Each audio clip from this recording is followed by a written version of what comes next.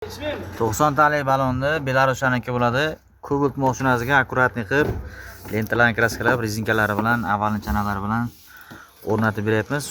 Usta akamiz orqa qismini qo'yib beryapti.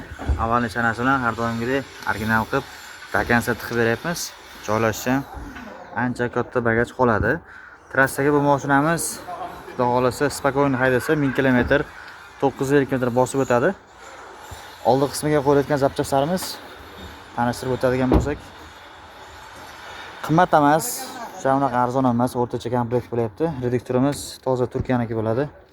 Originali, farsunkamiz real 2 ohmlik farsunka va boshqaruv qismi har doimgidek Yevropa gazdan plastika 24 bo'ladi.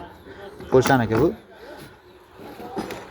Italyan shlangalari bilan, original xamutlari bilan ish sifatini zo'r qilib, chiroyli tarzda bitirib beramiz. Narxi 3.500.000 mingga chiqyapti.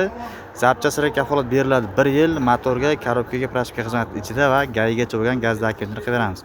Kimga shunday sifatli va ishonchli xizmatlar kerak bo'lsa, pastda qoldiramiz.